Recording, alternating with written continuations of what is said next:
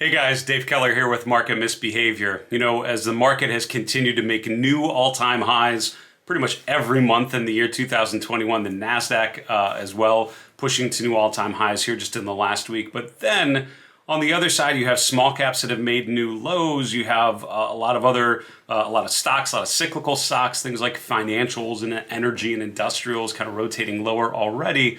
I have this concern, or many have the concern about a potential market correction. What would it actually look like? What's interesting is the market can actually correct in a number of different ways. It can correct in terms of price. It can also correct in terms of time. What we're going to do today is actually look at price and time corrections in the S&P 500 and then talk through some of the potential scenarios of what about a pullback, a correction might look like for the S&P 500 now, given the internal weakness that we've seen. So today, it's what does a correction look like for the S&P 500?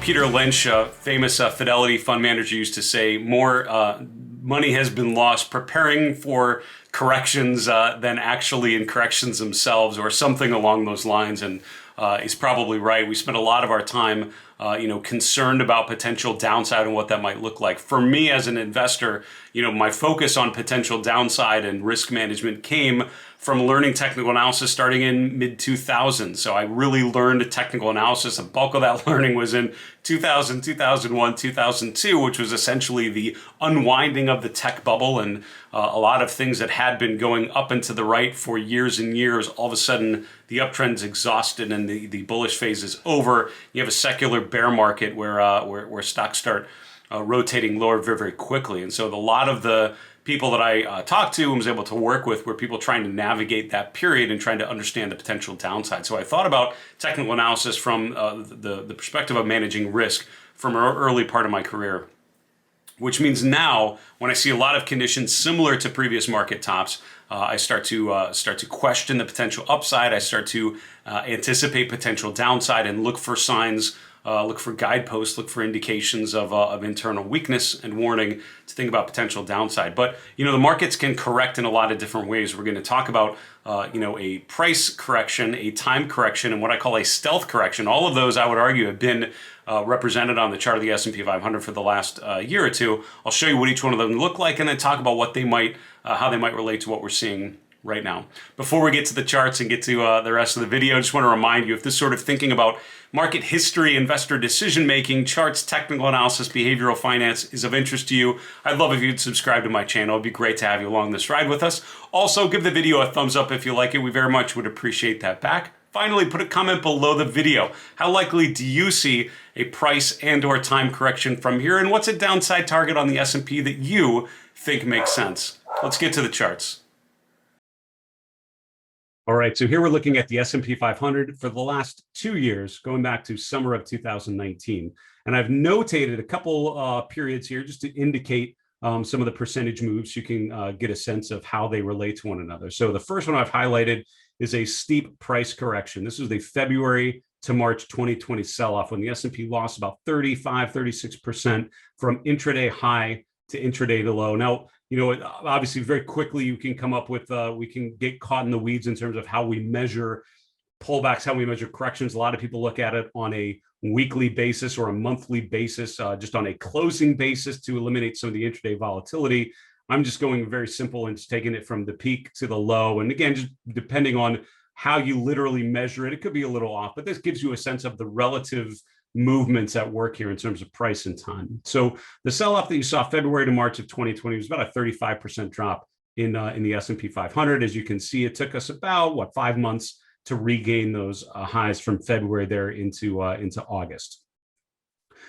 Next, we have the next corrective period that I would highlight, which was here in September and October. So you might say, well, hold on, if a correction is 35%, how can a 10% move be a correction? Well, there's a lot of discussion in the media about what actually causes a correction, what a correction is, what a bear market is, and having to hit a certain percent trigger. I think that's pretty much not the case. I think that makes labeling them, I think it makes you feel better about labeling things. Are we in a bear market or not? I would argue that the trajectory, the chart, and the relative movements are what should really tell us whether we're in an accumulation phase or distribution phase. And I think whether you label something a pullback or a sell-off or a bear market or a correction is just semantics. I think at the end of the day, it's about when I'm talking about correction, I'm talking about a market that had been going higher and is no longer going higher by a significant enough percent that it certainly seems to be the case. So here, I would argue in September, October, into November of 2020, we have what's called a time correction. The first one was really price, but it really wasn't much of a time correction. It was less than a month, or really right on a month, from the February peak to the March low. Immediately, the V bottom was in case. All of a sudden, we're making a higher low the first week in April, and all of a sudden, we're back in an uptrend. So from the new all-time high there in mid-February to the new uptrend of a higher low was about 6 weeks later. That's super, super quick. Now, if you think about September, October of 2020, it actually took a lot longer. It's about a 3-month stretch between when you made the new high in September. You consolidated for quite a while until when you actually broke to new highs. It was really about 2 to 3 months later when you finally broke above that high water mark again. So it was less about the price correction. We only lost about 10% of value there, but it was more of a time correction, right? It was a run higher, and then it's more about an equilibrium. You could argue maybe the June 2020 period was another maybe a mix. It was sort of a shallow price correction. It was really more of a time correction, right? You had enough of a rally. We needed to just kind of stabilize, sort of consolidate. You can see higher lows and lower highs as we consolidate there. Very similar thing here in September, October of 2020, lower highs, higher lows, what's called a symmetrical triangle pattern or a coil pattern. We broke out of that pattern to the upside, indicating further upside was in store. So that's really the visual difference and the experience difference between a price correction, which is a sudden, very severe drop in price, where often the recovery, especially the lows in 2020, low in 2009, V bottom recovers very quickly and the loss is quickly recovered, versus the time correction, which is more of just an annoying, stagnant market going the third direction. It's not really going up, it's not going down, it's going sideways. It's that painful third direction where there just isn't a lot of directional movement, it's more choppy. Now, after that breakout in November of last year, we really haven't had anything that I would label as a correction. We've had pullbacks, which I just sort of describe as sort of shallower, brief, pauses within the long-term uptrend, brief counter trend moves. And so these have been on average about 4 to 6% or so from intraday high to intraday low. The one that I'm highlighting here is a 5.9% correction about from mid-February of this year to early March of this year. And again, we resumed the uptrend very, very quickly. So what's interesting is if you look at the trajectory of this market after that breakout in November, the 50-day moving average has been a beautiful way to follow this trend higher. You can see that we have bounced off the 50-day moving average a number of times. We've closed below it only twice since November of last year, once here in early March. As you can see, it was 1 day only, and we closed back above it the next day. Same thing happened here in mid-June. We closed below it 1 day, and then right back to the upside. So logically, that makes it makes me want to think about the current market environment. If we do continue to distribute, because we've seen some distribution going into the close today on Friday, on July 16th. So further downside from here, if that's the case, looking to see if we close below the 50-day moving average. And then the real key is to follow through the next day, get that confirmation. Multiple days closing below the 50-day moving average would indicate something is different, that this trajectory that we've been in for the last 8 months or so may be different. So if we do see that the market is most likely going lower, which I think it actually is, if we recognize the weakening breadth, the fact that small caps have been underperforming, the fact that new highs are evaporating, only 50-some% of financial stocks are in a bullish point and figure chart right now. There's so many different ways we can measure the weakening internal conditions, but I would say high likelihood of the market going lower to some degree. The question is it a price correction? Is it a time correction? Or is it somewhere in the middle? I want to show you one other chart, and then I'll tell you the different scenarios and how they would actually play out. Here I'm adding an indicator at the bottom, which is actually the ratio of two ETFs, the S&P High Beta ETF, SPHB, and the Low Volatility ETF, LV. So high beta tend to be riskier cyclical stocks. Low volatility tend to be more conservative defensive stocks. So in high beta, you have things like financials, industrials, those sorts of things. In low volatility, you have things like utilities, real estate, and other things. There's things like technology that are in a little of both probably, but in general, that's the general weighting. What's interesting is even though the market has been going higher, even though the S&P has been going higher and making new intraday all-time highs every month, including so far in July, even though the Nasdaq 100 is just coming off of all-time highs, breaking above 14,000. I would argue that from February, March, April on, the market has been in what I would consider a stealth correction. There have been plenty of stocks that have actually been pulling back, especially in the last 6 to 8 weeks. So while the indexes have been moving higher, it's been the strength in the mega caps that are pushing the market and actually drawing the rest of the market up. Even though a lot of individual stocks are breaking down. If you look at the average bank, if you look at the average industrial stock, things like Boeing and others, they've actually broken down already. They're rotating lower. Home builders, breaking swing lows and rotating to the downside. So what I would consider a stealth correction, there's a lot of individual stocks and groups struggle. You have failed breakouts, things like semiconductors trying to break out, but not really being able to push much higher above their all-time highs. So it's less that the market is losing value in price. It's more that the market is going higher as defined by the overall indexes, the S&P and the Nasdaq.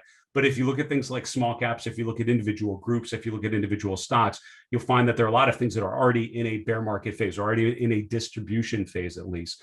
So I would argue we're in the third version of a correction, which is actually a stealth correction, something that feels worse than the indexes would tell you. If you didn't know what was going on with any individual stocks, you just look at a chart of the S&P 500, you would say, things are great. We keep making higher highs and higher lows. The trend is positive. But depending on what's in your portfolio right now, you may actually not feel so positive, because a lot of the things you may have been holding, things like cyclicals, financials, materials, and others, have really been a drag on performance. They've really been struggling recently, while the S&P's been going higher. So having said all that, what are the different scenarios we could see right now? Well, option number one, we continue to have that stealth correction. And I would say that what I'm illustrating here is the relative performance of high beta versus low vol. They've basically been sideways. That ratio, even though you've had stretches where the low volatility have been outperforming, stretches where the high beta stocks have been outperforming, in the end, since mid-February, this ratio is essentially at the same level it was. It's basically been sideways, and it's been more about cyclical rotation themes between those two groups. So that's why some days growth is up and values down. Others day values up as growth is down. This is what causes this ratio to really just be chopping around the zero line. All of a sudden, we're rotating lower. And what this tells you is it's actually really a move away from equities and offensive equity positioning and more into defensive equity position, getting away from the cyclicals, getting away from things like consumer and others, and into things like utilities and real estate, the really defensive stuff, which really started to gain some ground at the end of this week as the market was selling off. So that ratio continued to go lower. I would say tells you that the stealth correction phase may be over, and that the internal weakness that is baked into that ratio being so flat is really starting to materialize as things start to get worse. So that's one of the warning signs I may be looking for here. Now let's talk about what a correction might actually look like in terms of price. So option number one, we just get a similar pullback to what we saw back here in February to March. That would take us down around 5 to 6%, which means if we start the clock around 4,400, that puts us around here, which is just around 4120, 4130. That would put us kind of at the midpoint between the low in June and the low in May. A lot of people that I talk to, a lot of my peers in the industry, are keying in on this 40-50 level, which I think is a pretty decent line in the sand, right? Breaking the 50-day moving average, I would say, is the very first indication that the indexes are going to end or have ended their uptrend and are now really starting to enter more of a consolidation, more of a distribution phase. We would need to lose about 8% from the intraday highs, which is another 6.5% from where we closed Friday, to get down to that level around 40-50, which means overall that would be an 8% correction, which would be the deepest correction we've had so far, the deepest pullback we've had so far in 2021. So just to get to 40-50 would be the deepest correction, the deepest pullback that we've had so far this year. And then the question is, does that level hold? And I think once we get there, it's hard to predict what would happen after that point. I think that's where you'd have to reassess it. But I would say, given the strength in so many of these charts, if the market did pull back 8%, it means a lot of charts are correcting a lot or pulling back various amounts below there. I think that could be the time when we reset, sort of reprime the pump and set the stage for what could be a continued or a renewed rally going into the end of the year, which is seasonally sort of the stronger part of the year. So that's option one, a shallow sort of pullback environment. And again, the garden, if it's similar to the previous pullbacks, that would put us around 4150 down to 4100 or so, maybe a little bit lower. And that would put us between those short-term lows the last couple months. An 8% pullback would put us right at the 4050, which would be the low from May. And I think that's a reasonable downside target for what we're seeing here. Option B, we have more of a time correction, right? More of a sideways choppy period. And what that means is if we'd have a similar pullback around 10.5%, that would put us down just below 39.50, say 39.40 or so. That would put us down to where we were in March of this year. If you look at how far that comes down, though, think about how different the market is going to look, right? And you see the difference from August of 2020 to September and October. Really, we gave back all of the gains from the month of August. We basically giving back the last 3 months of gains here. If we put us back to where we were in March, that would put us right around to the 200-day moving average, which is currently around 38.90. Given how long it would take to get up there, it could be around 39.50, depending on how quickly that goes, which means we could back and fill in that range from 4,400 to 39.50 or so for about a 2 to 3 month period before regaining the high. So, thinking of the cycles, the seasonal trends in the market, about a 2 month correction from here would put us in, mid-September, late September,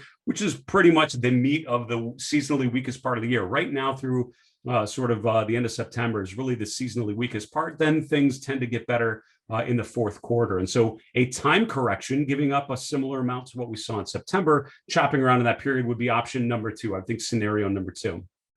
The third scenario would be a repeat of February to March of 2020. And while I see that as an unlikely scenario, you always have to lay it out and see what it would actually look like. If we would do that, this is what would happen. The market all of a sudden would be back in this sort of range, 28.50. That would put us to where we were really May of 2020. That would be a significant give back. For the market to go that low, it would be a climactic downtrend. That would be something, a repeat of February 2020 would be, a lot of stocks in very clear distribution patterns, support levels aggressively not holding, and most likely, and that's not the kind of thing that tends to be a long and beaten down process. I think things would accelerate very quickly. We might start off, a little more gently, but once people realize that the floor is no longer there, the floor of the 50-day moving average and the floor that is 40.50, if you see things break below there, potentially you accelerate to the downside and you could see that sort of pullback. So that would be the third scenario, really unwinding the entire gains from the last year and putting us back to where we were really early days after the coronavirus, the original coronavirus sell-off in the first quarter of 2020. So those are the 3 scenarios. Option 1, we pull back to around 40, we'll say 4,100 or so, which would be a shallow pullback. I would group that into the 40.50. I would put that in that same range. So option 1 is we go back, we pull back around 8% off of the all-time highs, put us down to the May swing low. Option 2 is we go down to the 200-day moving average and have more of a time correction similar to what we do in September. Option 3, we go all the way down here to retest the May 2020 lows. What do I think is most obvious? This is the scenario I think is most likely, to be honest with you. I could see us doing a very similar thing, probably somewhere in the middle of those first 2 options, to be honest with you. A price pulls us down about 6 to 8%. That would put us down to 40.50 if it's 8% off of the highs. I don't think that's unreasonable here. And arguably, if you're bullish through year end, that could be the best thing to happen to let the market pause a bit and pull back and reset. That 40.50 level is such an important one. You would expect that at the very least, expect the market to bounce off of there. So I could see a lot of investors reevaluating and seeing a lot of stocks that are at an 8% discount, if not more, from where they were not too long ago. Is option 2 a scenario? Absolutely. And I think the most frustrating direction on stocks is that sideways direction, which is that 10-ish%. 10 to 12% pullback, but it's really more the time that's spent, multiple months sort of chopping around, filling in that range. That could certainly happen. And arguably, things like small caps and even stocks like Amazon spend a lot of time in that sort of environment. It could be that the broad indexes themselves settle into that sort of range. So I'll put that as second most likely. The third, unlikely, but certainly a possibility scenario, which I don't see necessarily happening because I think so many bad things would have to happen. There would have to be some significant catalyst, right? The S&P loses 35% of its value when there's an unexpected catalyst. There would have to be a dramatic something, an unknown, a 5 standard deviation input And again, that could happen. That certainly could. I don't want to say it wouldn't happen, but I find that highly unlikely we would lose that much value that quickly, similar to what we did before. So those are different scenarios. Given my choice, I'd probably say a move to 40.50 is the base case, given the weakness that we've seen so far. So there you have it. That is how an S&P correction could actually play out. We talked about three different scenarios. One, sort of a brief pullback, a little more, the deepest pullback in 2021, but still one that's very reasonable given historical bull market cycles. And the S&P gets down to around 40.50 and retests the May lows. Scenario two, we have more of a time correction, something like September, October of 2020 all over again. And we chop around sort of between the all-time highs around 4,400 and also the 200-day moving average.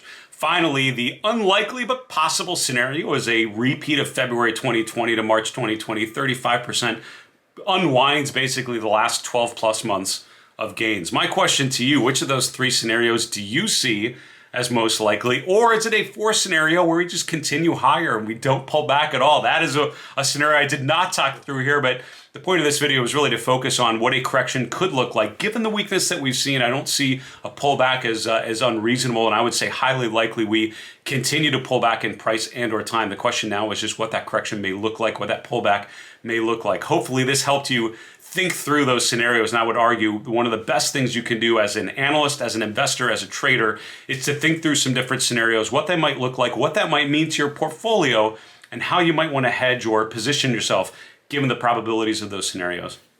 If this sort of thinking about market history, about price, trend, momentum, sentiment, breadth, investor psychology, all of the above is of interest to you, I hope you'll subscribe to my channel. It'd be great to have you along this ride. Also, give the video a thumbs up if you liked it. We would very much appreciate that back. Finally, put a comment below the video. Tell me which of those three correction scenarios or pullback scenarios you see as most likely and why. For everyone here at Market Misbehavior, I'm Dave Keller. Have a great one. Talk to you soon.